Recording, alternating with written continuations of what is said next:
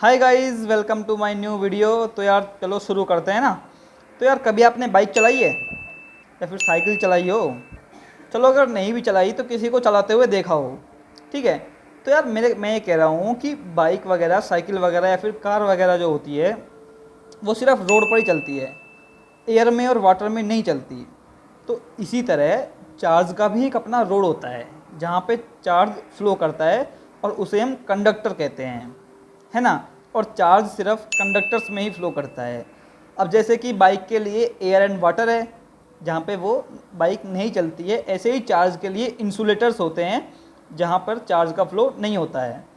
तो मेरा कहने का मतलब ये है कि चार्ज का फ्लो जहाँ होता है उन्हें कंडक्टर्स कहते हैं, जहाँ पे चार्ज का फ्लो नहीं होता है उन्हें इंसुलेटर्स बोलते हैं। ठीक है।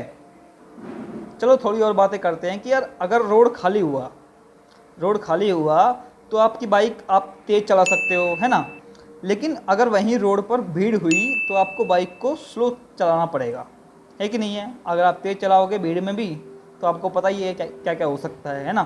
तो ऐसे ही कुछ कंडक्टर्स जिनमें रेजिस्टेंस कम होता है या फिर रुकावट कम होती है, वहाँ पे हम चार्ज को बहुत आसानी से फ्लो करवा सकते हैं, और चार्ज बहुत तेज़ भी फ्लो कर सकता है। ठीक है। तो उन कंडक्टर्स को बोलते हैं गुड कंडक्टर्स। ठीक है। और कुछ कंडक्टर जिनका रजिस्टेंस ज़्यादा होता है या फिर रुकावट ज़्यादा होती है, तो वहाँ पे चार्ज का फ्लो होने में दिक्कत आती है, चार्ज बहुत slow slow slow slow flow करता है। ठीक है। तो इन्हें कहते हैं बैड कंडक्टर। तो गुड कंडक्टर और बैड कंडक्टर दो तरह के कंडक्टर्स होते हैं। ठीक है। अब एक छोटी सी और लेकिन बहुत ही इम्पोर्टेंट प्रॉपर्टी है जो कि आगे कई बार यूज़ आएगी कि यार अगर हम किसी कंडक्टर को, ध्यान रखना, कंडक्टर को कोई चार्ज देते हैं तो वो चार्ज उसकी बॉडी या फिर उसकी वॉल्यूम में नहीं रहता, वो चार्ज उसकी एंटायर सरफेस पर इक्वली डिस्ट्रीब्यूट हो जाता है। कंडक्टर को कोई चार्ज देने पर वो उसकी सरफेस पर आ जाता है, लेकिन अगर यदि हम किसी इंसुलेटर को कोई चार्ज दें तो वो चार्ज वहीं पड़ा रहता है, वो कहीं भी नहीं जाता, वो आलसी बन जाता है, वहीं पड़ा रहता है बेचारा। तो इस प्रॉपर्टी को आप याद रखना, ये आपके काम आएगी बहुत ज़्यादा। ठीक है। तो आपको प्लास्टिक कॉम वाला एक्सपेरिमेंट याद है? याद होगा, फर्स्ट वीडियो में मैंने आपको बताया था। तो सोचो कि अगर हम प्लास्टिक कॉम्ब की जगह एक मेटल की स्पून ले, उसको बालों में रगड़ें और फिर कागज़ के टुकड़ों के पास लेके जाएं तो क्या होगा, सोचो। तो भाई कागज़ के टुकड़े उस स्पून की साइड अट्रैक्ट नहीं होंगे। क्यों नहीं होंगे? क्योंकि मेटलिक स्पून जो है वो कंडक्टर है चार्ज की। ठीक है। तो जो भी चार्ज उसके ऊपर आया वो उसमें कंडक्ट होगा, और फिर हमारी बॉडी भी चार्ज का कंडक्टर होती है, इसलिए वो हमारी बॉडी के थ्रू अर्थ में चला जाएगा। ठीक है। तो इसका मतलब मेटलिक स्पून के ऊपर तो कोई चार्ज रहा ही नहीं, सारा चार्ज तो अर्थ में चला गया। इसलिए अगर हम उसको फिर कागज़ के टुकड़ों के पास लेके जाएंगे तो अट्रैक्शन नहीं होगा, ना ही वो चिपकेंगे। लेकिन प्लास्टिक कॉम जो कि इंसुलेटर होता है उसके केस में ऐसा नहीं होगा, उसके ऊपर जो भी चार्ज आया वो वहीं का वहीं रहेगा, और फिर कागज़ के टुकड़ों के पास लेके जाने पर कागज़ के टुकड़ों के पास लेके जाने पर क्या होगा, वो उसकी साइड अट्रैक्ट होंगे और चिपक जाएंगे। ठीक है।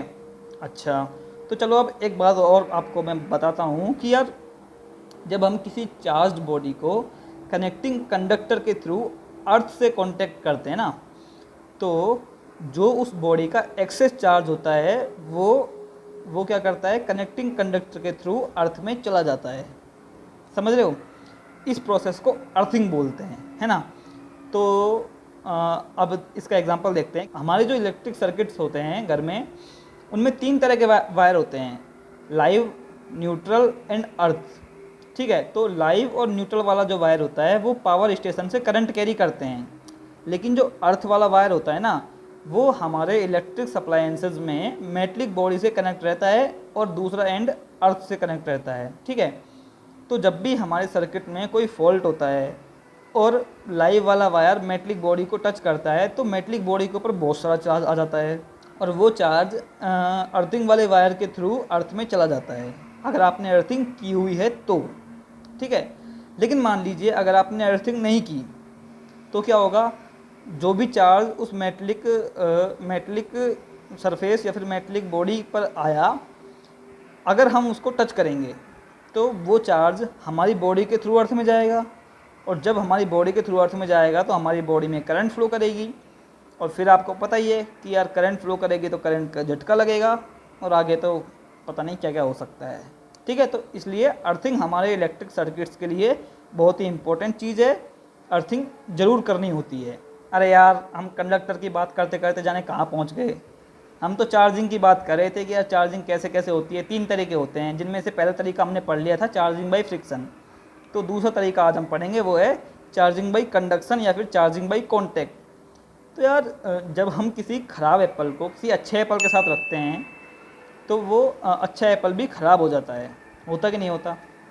होता है ऐसा। ठीक है, तो ऐसे ही जब किसी चार्ज्ड बॉडी को किसी अनचार्ज्ड बॉडी के कांटेक्ट में रखते हैं तो वो अनचार्ज्ड बॉडी भी चार्ज हो जाती है, और उसके ऊपर जो चार्ज आता है वो सेम नेचर का एंड इक्वल चार्ज आता है। ठीक है, ऐसा क्यों होता है? ऐसा इसलिए होता है क्योंकि जो कांटेक्ट पॉइंट है उस पर इलेक्ट्रॉन का ट्रांसफ़र हुआ है, एक बॉडी से दूसरी बॉडी में इलेक्ट्रॉन गए हैं। ठीक है, तो गाइज़ आज के लिए इतना ही, मिलते हैं नेक्स्ट वीडियो में, तब तक के लिए बाय बाय, टेक केयर।